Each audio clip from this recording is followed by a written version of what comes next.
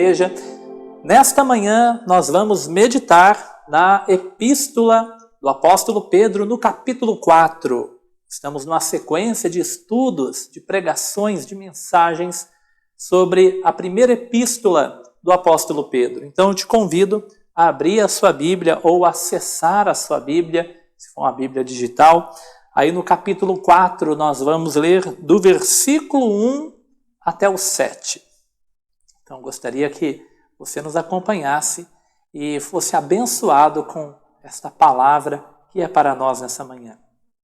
Diz assim a palavra de Deus. 1 Pedro capítulo 4, verso 1 a seguir.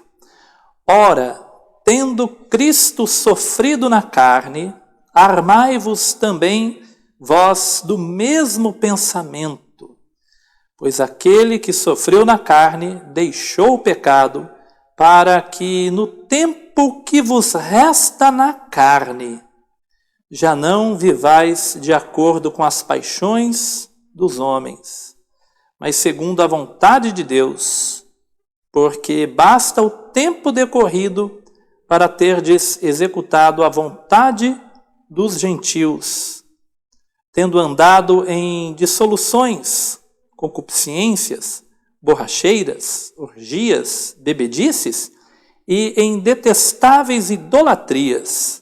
Por isso, difamando-vos, estranham que não concorrais com eles ao mesmo excesso de devassidão, os quais hão de prestar contas àquele que é competente para julgar vivos e mortos, pois para este fim foi o evangelho pregado também a mortos, para que mesmo julgados na carne segundo os homens, vivam no espírito segundo Deus. Eu vou entrar no outro parágrafo que é o 7. O 7 diz assim, ora, o fim de todas as coisas está próximo. Sede, portanto, criteriosos e sóbrios a bem das vossas orações. Amém? Querida igreja, eu gostaria de trazer para a igreja nesta manhã uma mensagem com o tema Como viver os meus últimos dias. Como nós devemos viver os nossos últimos dias. E eu gostaria de fazer uma pergunta para você. Se você soubesse quando você vai morrer, se você descobrisse hoje a data, o dia e a hora de quando você iria partir, de quando iria terminar a sua vida, como você continuaria vivendo? Como seria a sua sequência de vida a partir de agora? Vamos tentar colocar uma data, né? Vamos supor, se você soubesse que você vai morrer exatamente daqui um ano, exatamente daqui um ano, você estaria partindo desta para a melhor. Assim eu espero, né? Porque todo que serve a Deus parte dessa para a melhor. Mas se você soubesse que exatamente daqui um ano você vai morrer, como que você viveria este seu último ano de vida? Tem um filme chamado Antes de Partir. Não sei quantos aqui já assistiram, com Morgan Freeman e Jack Nicholson. É um filme muito legal que tem duas pessoas, né, o Jack Nicholson e o Morgan Freeman, que descobrem que são doentes terminais e o médico lhes dá uma previsão de tempo de vida. E aí o filme desenvolve toda uma história de como eles viveram o último ano de vida deles. Aqui nós temos o apóstolo Pedro convocando os irmãos e nos convocando também para uma maneira de viver. Olha aí novamente no verso 3, nós temos aí no verso 3, o verso 2, no verso 2, para que no tempo que vos resta na carne, já não vivais. Aí ele vai continuar falando.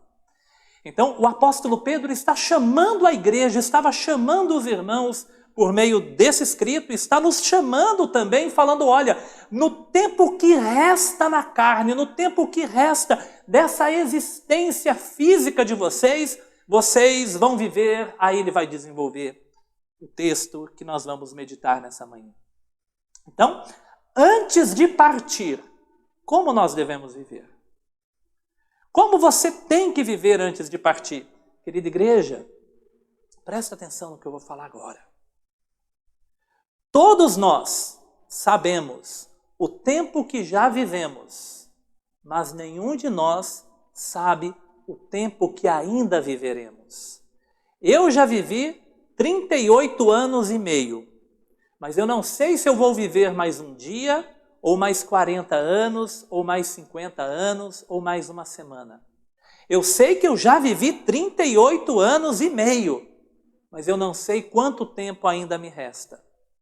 O apóstolo Pedro, ele está falando do tempo que nos resta. Quanto tempo você já viveu? Você sabe, mas quanto tempo ainda lhe resta? Você não sabe. Porém, o relógio está passando, o cronômetro está avançando. O tempo, ele não para, o tempo ele avança. Em algum momento você vai partir. Em algum momento a sua vida terrena vai terminar. Nós não gostamos de pensar nessas coisas. A maioria não gosta de pensar nessas coisas. Mas o apóstolo Pedro, a palavra de Deus está nos chamando para meditarmos na maneira que devemos viver no tempo que nos resta.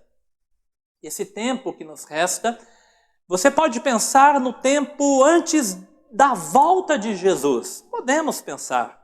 Nós podemos pensar no tempo antes do encontro com o grande juiz, de quem nada nem ninguém se esconde. Por isso que eu fiz questão de atravessar o parágrafo e entrar no versículo 7.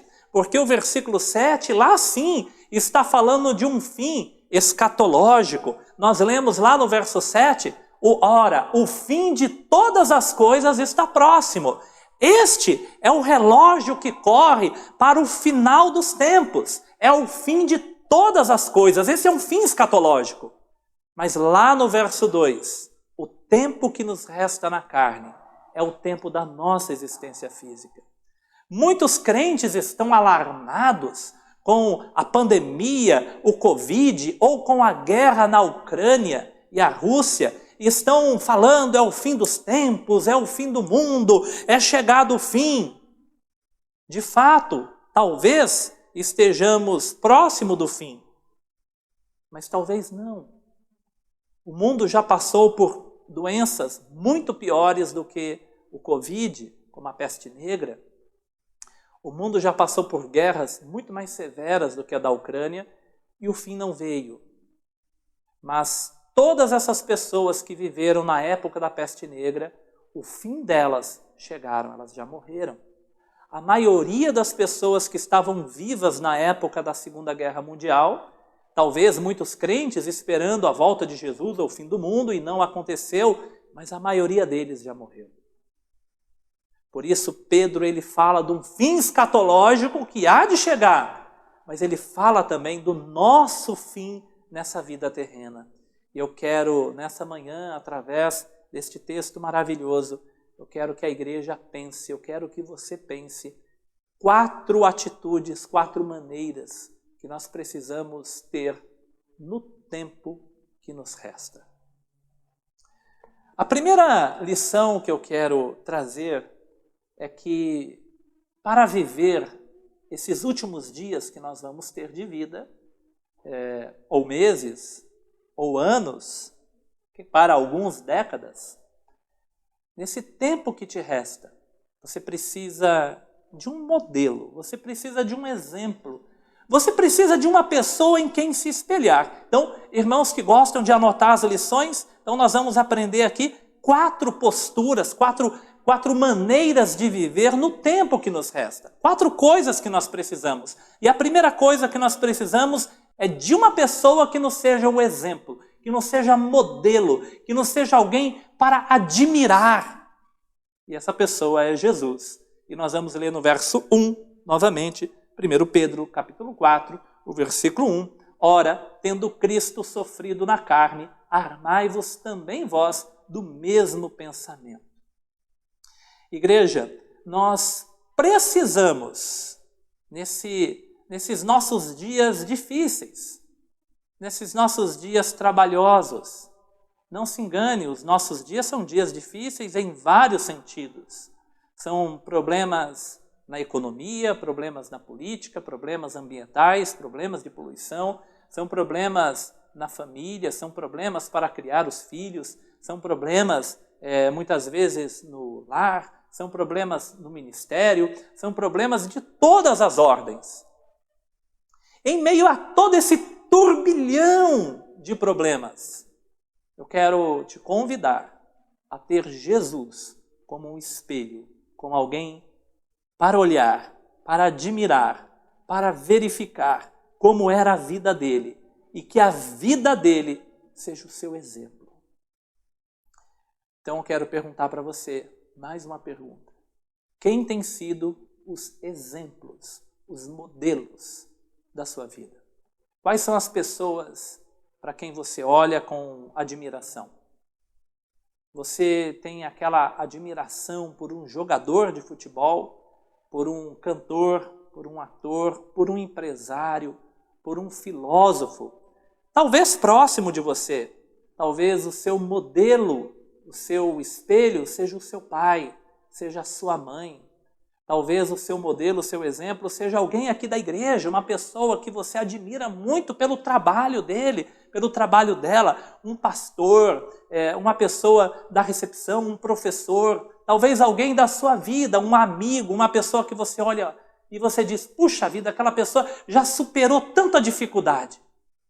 Aquela pessoa conseguiu crescer na vida, aquela pessoa conseguiu se desenvolver, conseguiu prosperar. Então, quais são os seus modelos e os seus exemplos, os seus espelhos? Temos muitos bons exemplos, inclusive na Bíblia.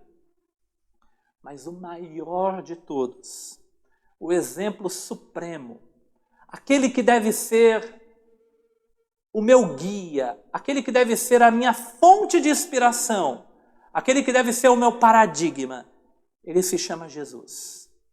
Por isso eu te convido a ler, e isso é o próprio Pedro que escreve, não se esqueça que é uma carta, nós fracionamos em capítulo e versículo para ficar mais fácil encontrar as passagens, mas aqui é uma carta. E o próprio Pedro escreveu no capítulo 2, versículo 21. Aqui mesmo, já foi pregado aqui. Olha só o que diz esse texto. Porquanto para isto mesmo fostes chamado. Você foi chamado para isso. Para quê? Pois que também Cristo sofreu em vosso lugar, deixando-vos exemplo para seguirdes os seus passos. Deixando-vos exemplo para seguirdes os seus passos. Aqui no capítulo 4, Pedro estava recobrando, estava dizendo, ora, tendo Jesus sofrido na carne, no seu corpo físico, enquanto ele estava aqui nessa existência, armai-vos também como ele, seja como ele. Pedro está dizendo, olhem para Jesus.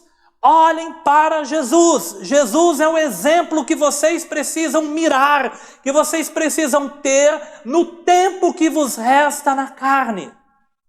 Lá no capítulo 2 ele disse que Jesus deixou o exemplo, que a vida de Jesus foi o exemplo, e nós fomos chamados para olhar para Jesus como o exemplo maior. Não à toa, o próprio Jesus, em Mateus, capítulo 10, versículo 25. Jesus, ele diz para os seus discípulos, Mateus, capítulo 10, versículo 25. Basta ao discípulo ser como seu mestre. Basta ao discípulo ser como o seu mestre, e ao servo como o seu senhor. Se chamar o Belzebu ao dono da casa, quanto mais aos seus domésticos. Mas é a primeira frase. Basta ao discípulo ser como o mestre. Jesus, ele foi o grande mestre, o grande professor. Ele foi o grande rabino mas não só de palavras. Ele poderia dizer: vocês que são os meus discípulos, basta vocês serem como eu. Nós temos que viver no tempo que nos resta nessa vida, admirando Jesus, olhando para Jesus como aquele que é o nosso modelo. No contexto aqui da primeira epístola de Pedro, Jesus é modelo de pelo menos duas coisas. Jesus é modelo de sofrimento injusto, mas se manter fiel a Deus e a sua missão mesmo assim.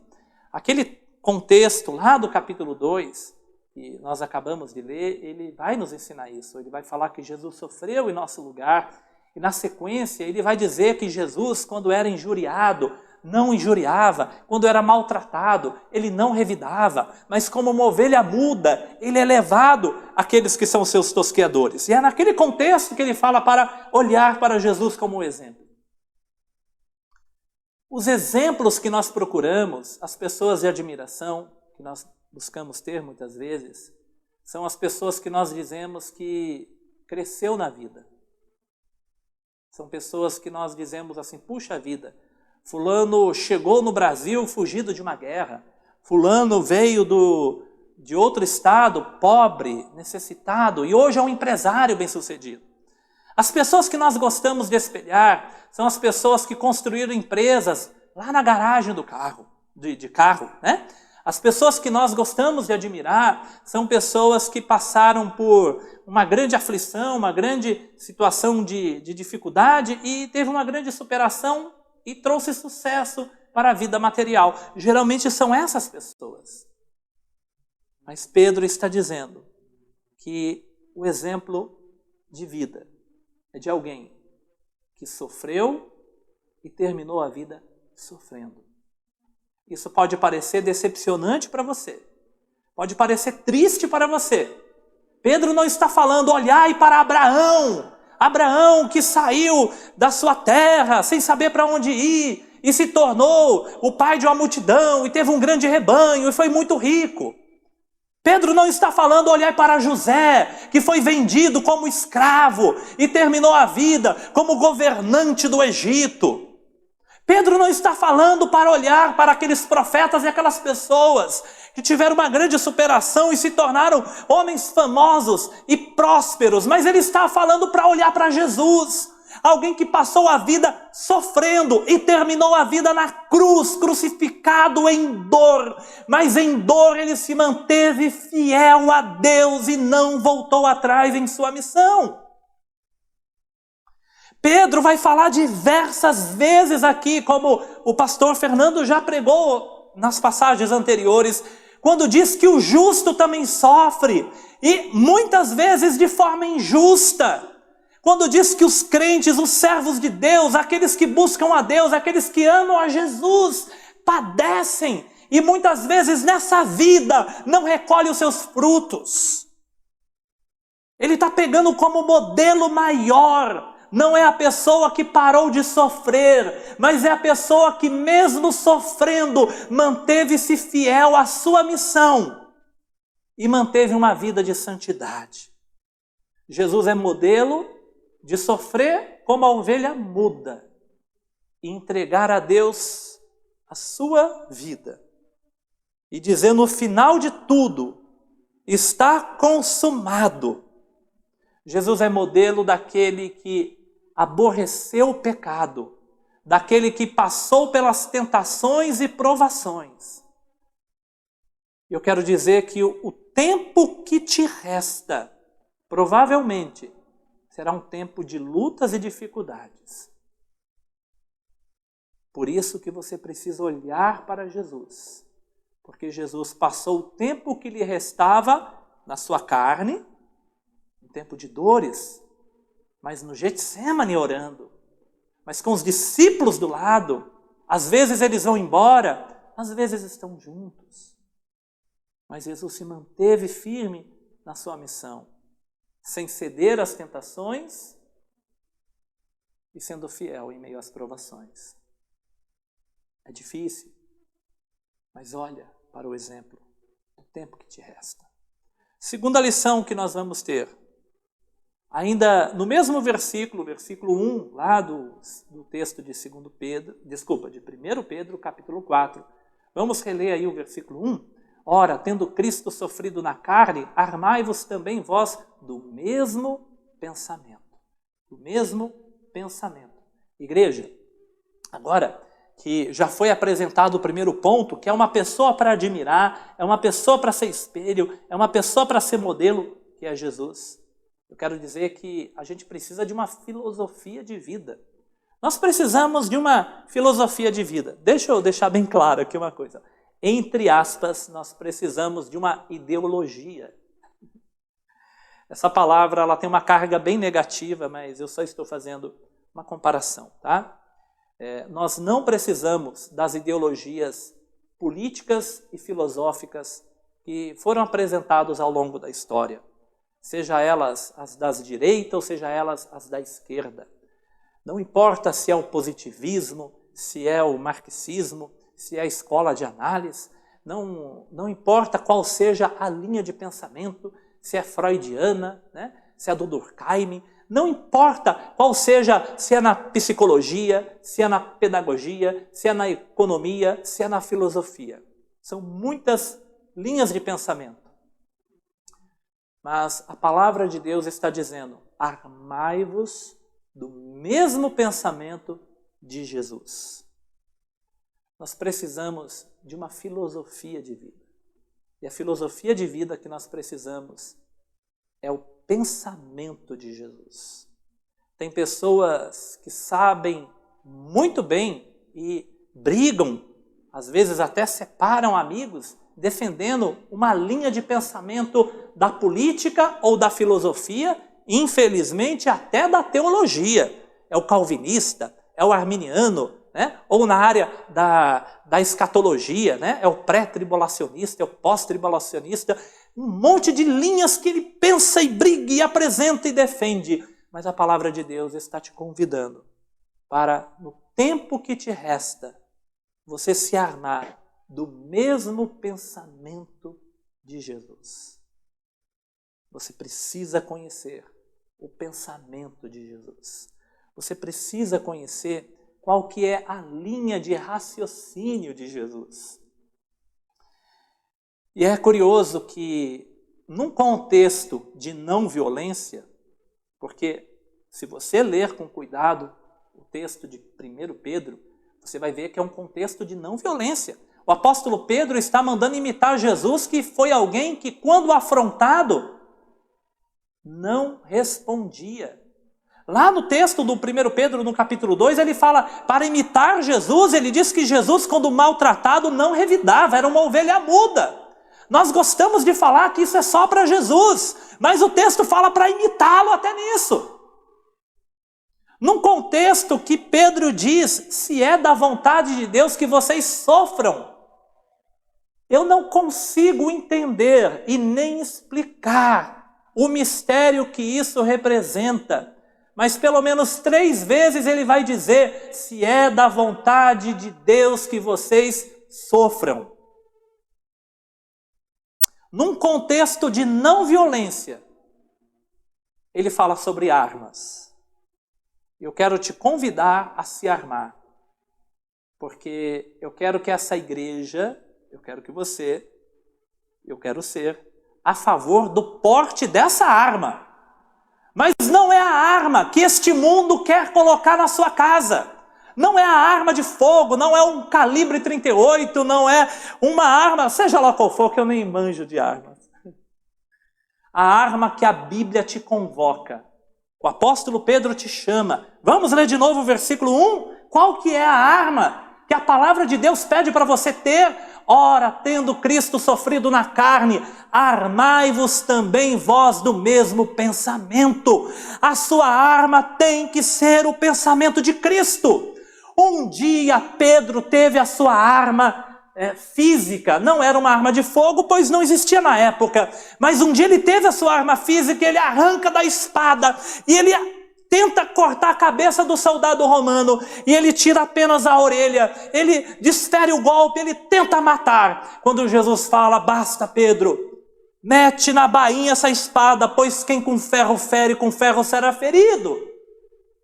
E Jesus pega a orelha daquele homem ímpio, daquele homem maligno, daquele homem que estava cheio de ódio, querendo matar Jesus. Jesus pega a orelha daquele homem e coloca no lugar e opera um milagre.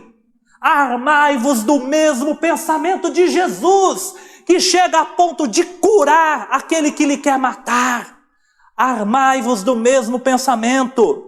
Parece que Pedro se lembrou que não é a arma da espada que nós temos que ter, mas é a arma do pensamento de Jesus. Quem é crente e quer se armar, dorme com esse barulho de 1 Pedro capítulo 4, versículo 1. Você quer um barulho maior na sua mente? Leia comigo agora. 2 Coríntios, capítulo 10, versículo 3 ao 5. Porque embora andando na carne, a carne aqui é o corpo físico, tá? Porque embora andando na carne, não militamos segundo a carne. Porque as armas da nossa milícia não são carnais, e sim poderosas em Deus para destruir fortalezas, anulando nós sofismas e toda altivez que se levanta contra o conhecimento de Deus e levando cativo todo pensamento à obediência de Cristo. Esse texto que talvez foi referência para Pedro, Paulo também diz, as nossas armas não são armas carnais, não são armas materiais, mas as nossas armas são poderosas em Deus, não para matar vidas, não para destruir vidas, não para cortar fora orelhas ou cabeças do seu inimigo, mas a nossa arma é para anular sofismas, argumentos e pensamentos que se levantam contra Deus. E ele diz para você pegar todo o seu pensamento, prender ele à obediência de Cristo. Por isso que o que Paulo escreve se completa em Pedro. Porque Paulo escreve para você cativar, prender os seus pensamentos a Jesus. E Pedro diz, armai-vos do mesmo pensamento, o pensamento de Jesus. Talvez você esteja se preparando para comprar sua arma de fogo. Talvez você esteja fazendo um treinamento. Eu quero te convidar a primeiro, antes de tudo, se armar do pensamento de Jesus. Você já pensa como Jesus? Você já conhece o pensamento de Jesus? Será que você e eu estaria pronto para, diante de alguém que quer te matar, você orar e fazer um milagre na vida dele, como Jesus fez com o soldado romano? Quando Pedro pega a espada para matar, Jesus levanta as suas armas para curar. É difícil, né? Talvez seja desafiador. E a palavra de Deus, ela está aqui para você encará-la. Deus quer que você encare a sua palavra. Nós gostamos muitas vezes de selecionar o texto que nós gostamos, os nossos preferidos, mas as nossas armas têm que ser a arma da vida. Salmo, capítulo 20, versículos 6 e 7. Já há tempo demais que habito com os que odeiam a paz. Sou pela paz, quando porém eu falo, eles teimam pela guerra. É curioso que quando Pedro escreve, o contexto era de crentes vivendo com os não crentes, né? Era dos cristãos vivendo com os não cristãos. Quando o exemplo que eu dei de Jesus, Pedro e aquele soldado romano, o soldado romano não era discípulo. Então, mas o Salmo, ele tem um contexto de povo de Deus. É curioso que o Salmo tem um contexto de poesia hebraica. É produção entre o povo de Deus. É outro contexto. E o salmista diz que ele habita no meio de um povo que odeia a paz, que eram servos de Deus, que eram do povo de Deus. Como é possível? O salmista está dizendo: eu sou pela paz, eu amo a paz. Mas os meus irmãos, aqueles que deveriam ser povo de Deus, eles teimam pela guerra, eles abominam a paz. O seu pensamento é do ódio, o seu pensamento é da destruição. É a arma para matar, não é a arma para dar vida. Hebreus capítulo 12, versículo 2 e 3. Olhando firmemente para o autor e consumador da fé, Jesus. Esse olhando para Jesus, lembra o primeiro ponto, que é ter Jesus como modelo, como exemplo. Então, olhando para Jesus, o autor e consumador da fé, o qual, em troca da alegria que lhe estava proposta, suportou a cruz, não fazendo caso da vergonha, da ignomínia, e está sentado à destra do trono de Deus. E o verso 3, nós estamos falando de conhecer o pensamento de Jesus, ok? Olha o verso 3. Considerai, pois, atentamente aquele que suportou tamanha oposição dos pecadores contra si mesmo, para que não vos fatigueis desmaiando em vossas almas. Igreja, o que eu estou falando não é fácil. Não é fácil, e as Escrituras atestam que não é fácil. É difícil. O nosso desejo, muitas vezes, é de revidar e de pagar o mal com o mal. O nosso desejo diz que não é justo. O nosso desejo é do olho por olho, dente por dente. Fez o mal vai receber de volta. Mas vem Jesus, falando para abençoar quem persegue, para dar de comer ao inimigo. Vem Jesus, vem o Novo Testamento falando para não pagar o mal com o mal, mas antes pagar o mal com o bem. E a gente, na nossa vã tentativa de fugir dos mandamentos de Deus, pois o caminho é estreito, nós gostamos de falar: isso foi com Jesus, isso não é para mim. Aí vem Pedro e fala: para seguir os seus passos, para ter a sua vida como exemplo, mesmo que vocês sofram. Mesmo que vocês sofram. E é tão difícil, muitas vezes, que o texto de Hebreus, ele fala que se você não tomar cuidado, você vai se fatigar, você vai cansar, e você vai se desmaiar, a sua alma vai desmaiar. Porque é desanimador aquilo que nós vemos neste mundo, os enfrentamentos, esse turbilhão de confusão e dificuldade que lhe cerca.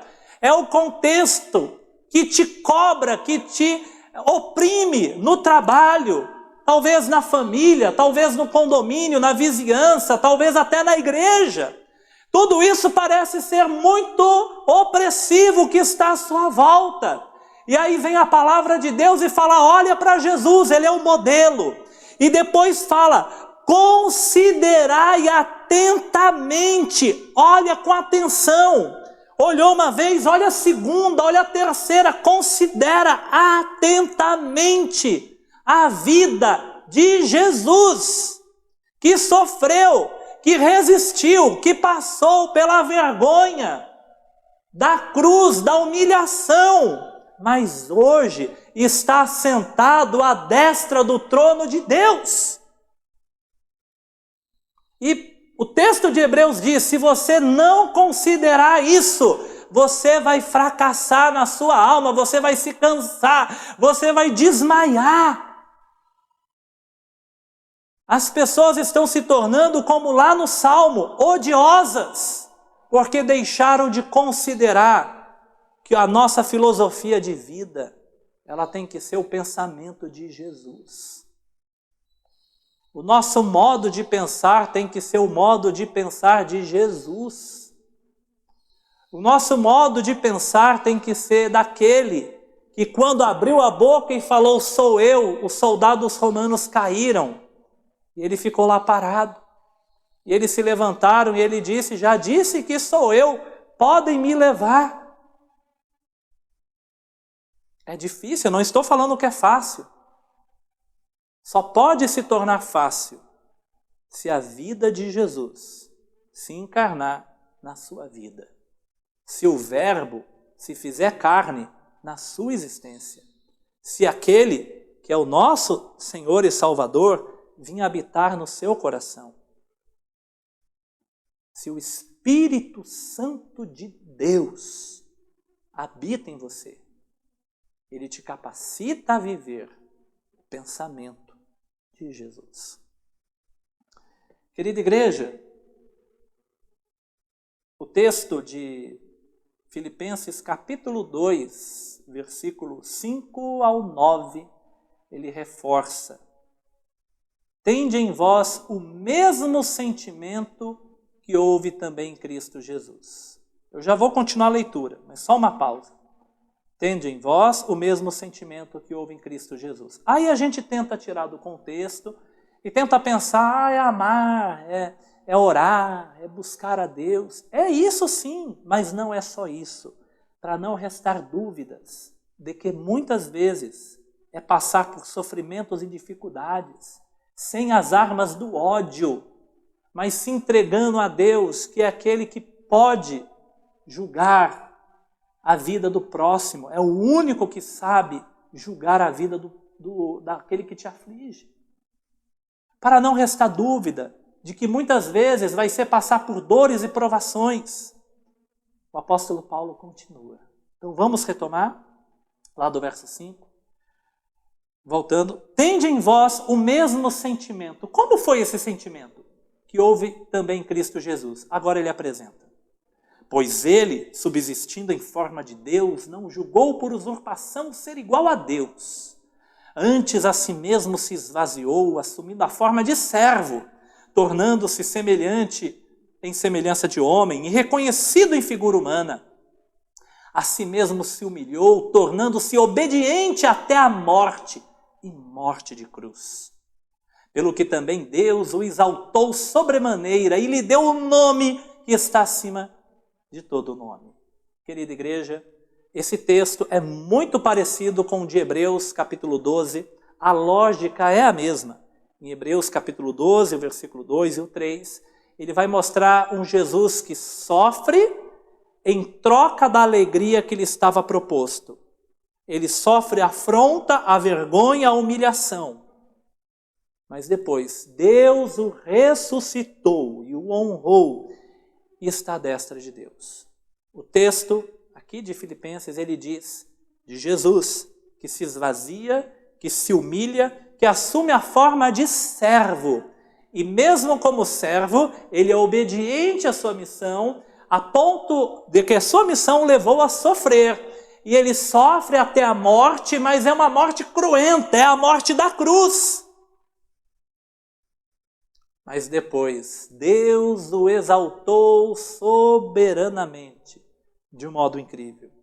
O ressuscitou, está à destra de Deus. Lembra do verso 5?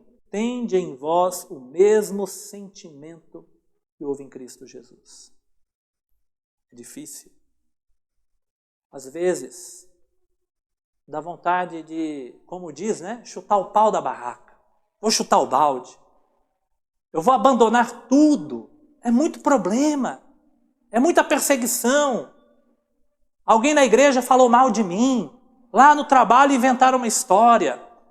É um problema na família. É um problema no trabalho. É o desemprego. Eu vou na igreja e não acontece nada. Nada muda. Minha vida continua uma vida de muita dificuldade. E a gente já quer abandonar tudo. Lembra do texto de Pedro? Considerai atentamente para que não desmaieis em vossas almas. Por isso que a morte de Jesus foi a mais dolorida, para que você saiba que as dores que você sofre, elas não se comparam às dores que ele sofreu. E o que Jesus fez é expiatório, é para a nossa salvação, mas também é modelo e exemplo. Também tem aqui uma linha de raciocínio e de pensamento, que é ser fiel a Deus independente da circunstância. Aquele que merecia tudo de bom recebeu uma cruz. E nós achamos que Deus nos deve um favor, porque a gente canta num coral, porque a gente ministra numa escola bíblica, porque a gente fez um seminário de teologia, porque a gente paga, porque a gente dá um dízimo, porque a gente vem à igreja religiosamente todo domingo. E aí nós achamos que Deus nos deve uma vida de rosas, mas muitas vezes a nossa vida será uma vida de provação. E talvez no tempo que lhe resta, você precisa estar armado do pensamento de Jesus, porque essa é a arma que você precisa, lembrando Hebreus, para que você não desmaie na sua alma, para que você prossiga nessa jornada, nos dias que te resta. É claro que teremos momentos de prazer e de alegria, e eu oro para que eles sejam muitos. Mas a Bíblia não engana ninguém. A Bíblia diz que existem dias maus e eles não são poucos. Está escrito lá no livro de Eclesiastes que os dias maus, eles não são poucos. Mas o olhar de Jesus não estava na cruz. Estava para aquilo que viria depois da cruz. O olhar de Jesus, como diz Hebreus, estava na alegria que viria depois da cruz. Por isso que o nosso pensamento deve ser o pensamento, não que se reduz a essa vida, mas é o pensamento da vida eterna, da vida para sempre com Deus. Agora, o nosso terceiro ponto de como viver no tempo que nos resta. Então nós precisamos primeiro de um modelo, é Jesus, alguém para admirar. Porque a caminhada é difícil, irmãos, não é fácil. Ela é difícil nas provações e é difícil muitas vezes para o que Deus nos pede. A nossa carne, ela não quer obedecer aquilo que Deus nos pede. Aí você olha para Jesus, aquele que obedeceu, obediente, aquele que obedeceu, aquele que sofreu até a morte e morte de cruz. Ele é o modelo. Nesse tempo que nos resta, o número 2, nós precisamos de uma filosofia de vida. Nossa filosofia de vida deve ser o pensamento de Jesus. Você conhece o pensamento de Jesus? Já leu os evangelhos? Já viu como Jesus vivia? Já percebeu como ele tratava as pessoas? E o terceiro item, eu quero agora trazer para o lado de uma negativa.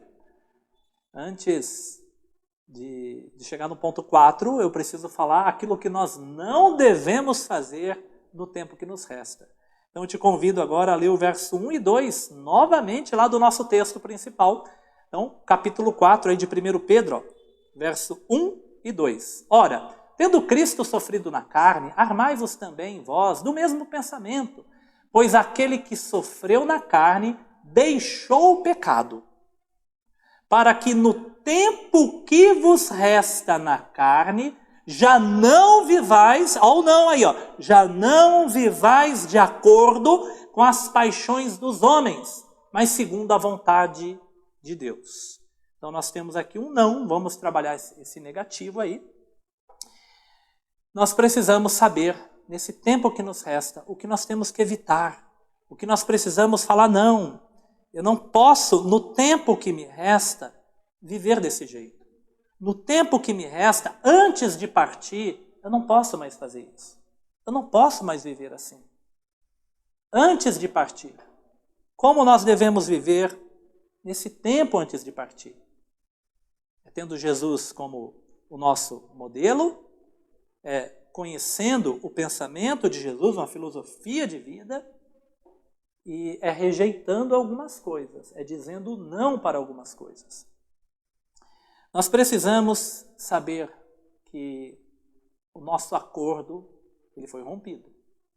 Volta o verso 2, eu quero frisar aqui uma palavra que aparece. Olha lá, ó. Para que no tempo que vos resta na carne, já não vivais de acordo. De acordo. Não vivais de acordo. Querida igreja, nós tínhamos um acordo com o pecado. Antes de sermos libertos, a sua vida estava compactuada com o pecado.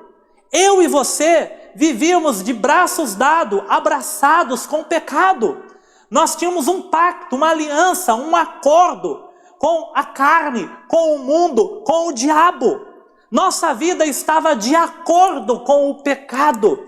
Mas agora, libertos por Cristo, já não vivais de acordo com as paixões dos homens. Tem um contrato que foi rompido, tem um acordo que foi quebrado. Você estava preso por um acordo com o pecado. Mas Jesus, quando morre na cruz, foi cravado o nosso escrito de dívidas.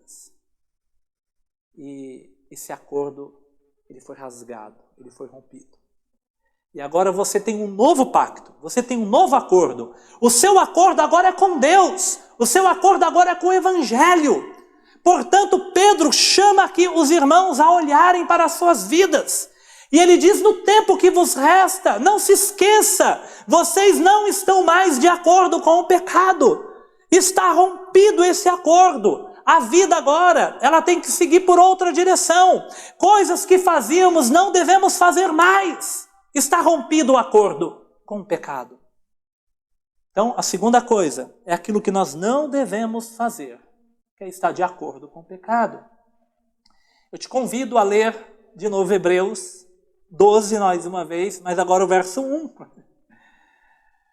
Portanto, também nós, visto que temos a rodear-nos tão grande nuvem de testemunhas, desembaraçando-nos, rompendo o acordo, desembaraçando-nos de todo o peso do pecado que tenazmente nos assedia.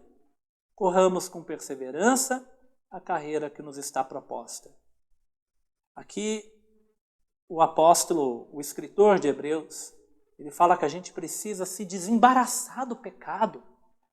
O texto de Pedro fala que o acordo com as paixões carnais e terrenas está vencido.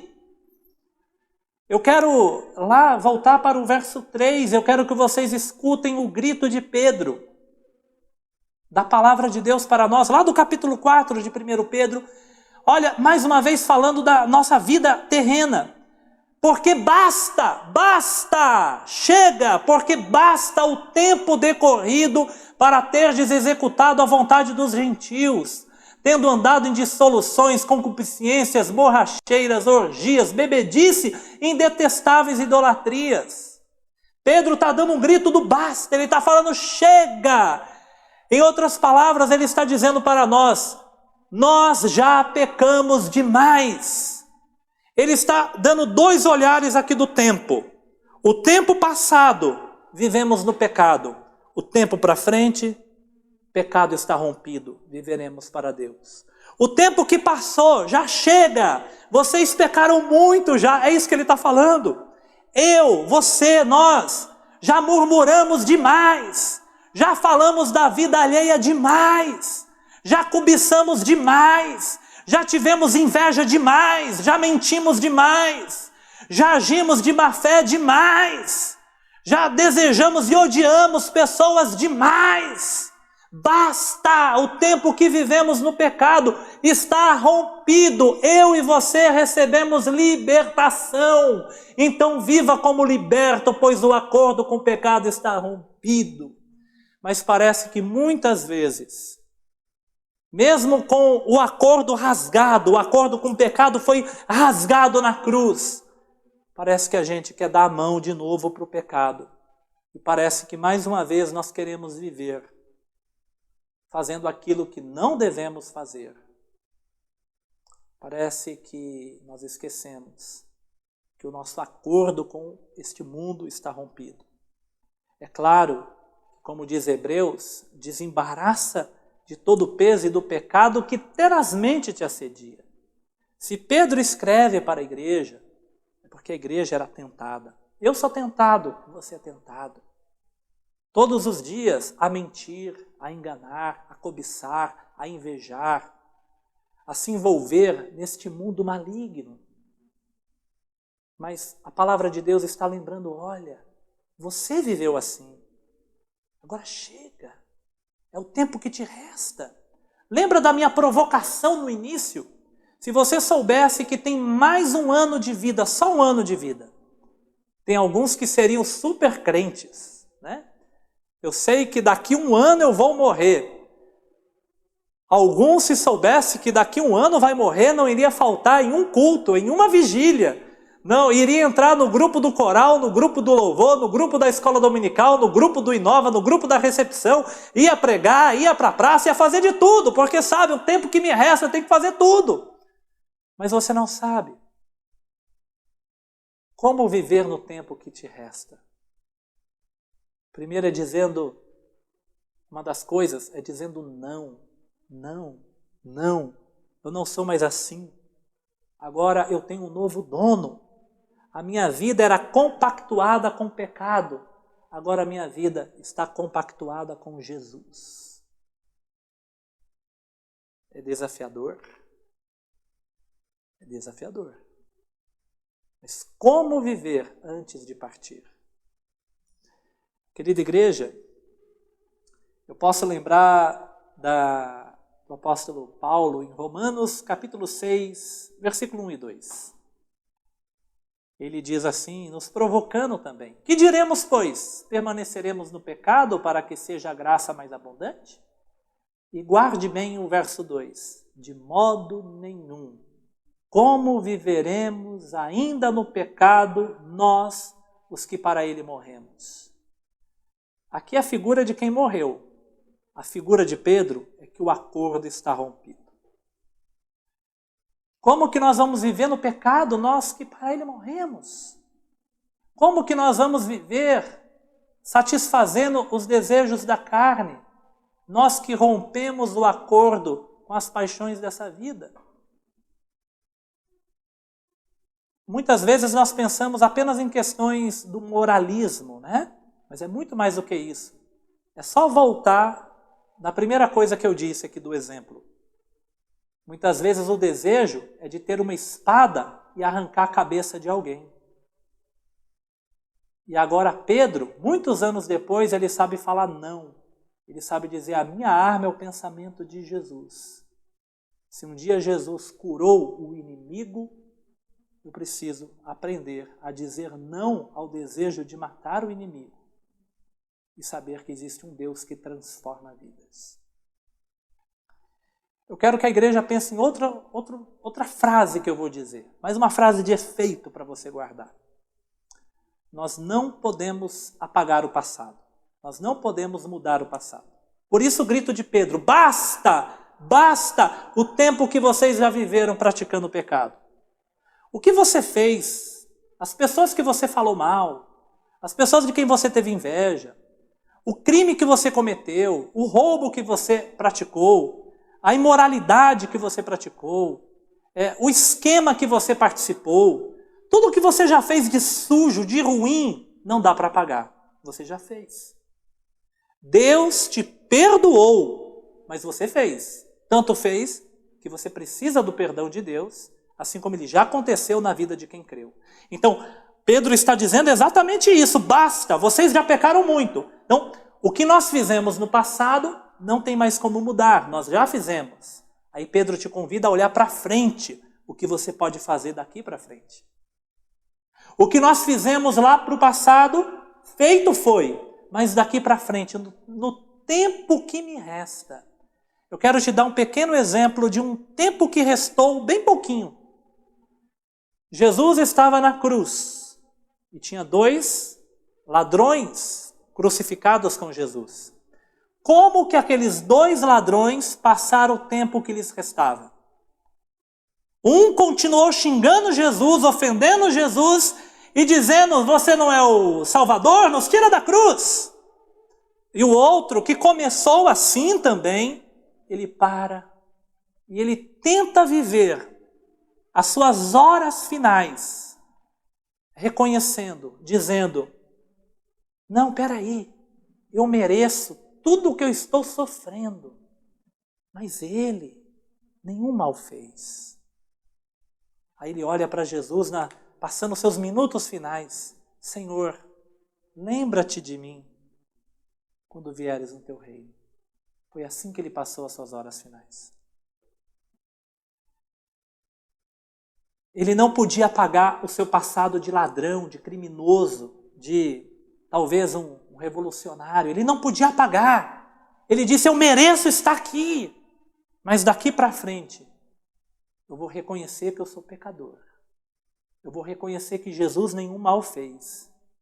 E eu vou reconhecer que eu preciso dele para a minha salvação. Foi assim que aquele homem passou as suas horas finais antes de partir.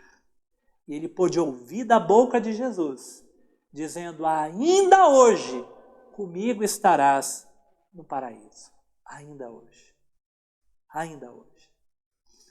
Para terminar, o nosso último ponto. Agora, o que precisamos fazer? Então, primeiro, um modelo. Segundo, uma filosofia de vida, um modo de pensar. Terceiro, o que não fazer. Quarto, o que fazer. Eu te convido a ler o verso 2, mais uma vez, aqui do capítulo 4 de 1 Pedro, o verso 2. Para que no tempo que vos resta na carne já não vivais de acordo com as paixões, mas agora o sim, segundo a vontade de Deus. Querida igreja, algumas pessoas admiram Jesus. É um passo. Algumas pessoas conhecem o pensamento de Jesus e poderiam escrever um livro sobre isso. Algumas pessoas até podem dizer: eu não roubo, eu não mato, eu não me prostituo, eu não pratico coisas erradas. Mas nem todos deram o último passo, que é viver praticando a vontade de Deus. É preciso completar esse ciclo. Além de dizer não para uma série de coisas, é preciso dizer sim para uma outra série de coisas. Ele diz: no tempo que resta na carne, não vivais segundo as paixões dos homens, mas segundo a vontade de Deus. Aonde eu descubro a vontade de Deus é nas Escrituras. Mas mesmo as Escrituras precisam da luz de Jesus para que tenha o seu significado aplicado à vida. Vocês se lembram dos fariseus, dos escribas, homens doutores da lei, mas que não viviam a vontade de Deus? Eles conheciam o pensamento, eles conheciam a Escritura, mas eles não viviam, porque faltava a iluminação de Jesus. A palavra de Deus é a fonte para saber a vontade de Deus, mas nós precisamos do olhar de Jesus para aplicar isso à nossa vida. Por isso que Pedro, Paulo, João, todos eles vão insistir. Olha o exemplo, olha o exemplo, olha o exemplo. Lembra? Pessoas que queriam que alguém ficasse doente, podendo ser curado mesmo no sábado, porque a palavra mandava não trabalhar no sábado.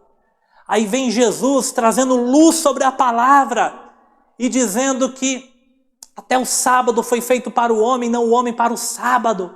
E ele liberta, ele cura, e ele dá vida. É preciso olhar para Jesus para entender as Escrituras. Por isso que se insiste, e eu não vou reler os textos, mas eu vou lembrar. Nós lemos 1 Pedro 2,21, que diz que Jesus é o exemplo para ser seguido. Nós lemos Hebreus capítulo 12, versículo 3, que diz: considerai atentamente a vida de Jesus. O nosso texto aqui diz: armai do mesmo pensamento de Jesus. Nós lemos Filipenses 2,5, tende em vós o mesmo sentimento de Jesus. Considerar Jesus, ter Jesus como exemplo, se armar do seu pensamento, ter o seu sentimento. E a partir disso, viver a vontade de Deus. Viver a vontade de Deus vai em duas direções. É a vontade de uma prática de uma vida santa, de santidade, de uma prática do bem, do amor, que te leva a ajudar, a perdoar, a não fazer as coisas erradas e fazer o que é certo. Mas também viver a vontade de Deus é em meio às provações se manter fiel. Porque Pedro, 3 vezes na epístola, vocês já notaram? Aparece 6 vezes na epístola a palavra vontade. Uma, a vontade dos gentios, uma vontade, a boa vontade para pastorear, e pelo menos 3 vezes é a vontade de Deus. Uma está em aberto, como essa daqui, e pelo menos 3 vezes, se é da vontade de Deus que vocês sofram. Se é da vontade de Deus que vocês sofram. Qual é o seu sofrimento? Qual que é a sua aprovação? Qual é a sua dor? Como devemos viver? Talvez passando na provação, mas se mantendo fiel, superando a reclamação, superando a murmuração, chorando sim, mas nos pés de Jesus. Angustiado muitas vezes, mas entregando-se a Jesus. Muitas vezes revoltado com a vida, mas levando em oração para Jesus, pois é aquele único que pode nos acalentar, nos acalmar e nos fazer perceber um sentido na vida e na existência. João capítulo 13, versículo 15, está escrito assim: eu lhes dei um exemplo, porque eu vos dei um exemplo, para que como eu vos fiz, façai vós também. Eu vos dei o exemplo, para que como eu vos fiz, façais vós também. Eu quero dizer mais uma frase que eu gostaria que você guardasse no coração. Jesus não deve ser apenas admirado, como um ídolo, né? Um ídolo. Para alguns eu acho que Jesus é só um ídolo, ele só é admirado. Jesus tem que ser admirado, mas não só admirado. Então vamos completar a frase. Jesus não deve apenas ser admirado, mas também imitado. Jesus não deve apenas ser admirado, mas também imitado. João 13 é Jesus falando: eu vos dei o exemplo para que vocês façam como eu fiz. Mateus 10, nós lemos lá no verso 25, basta ao discípulo ser como o mestre. Eu quero concluir lançando esse desafio para vocês. Nós precisamos dessas 4 características no tempo que nos resta. Ter Jesus como exemplo. Viver o tempo que resta admirando Jesus.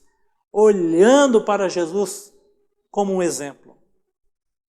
Nós temos que passar o tempo que nos resta conhecendo qual é o pensamento de Jesus. Conhecendo a maneira de pensar de Jesus.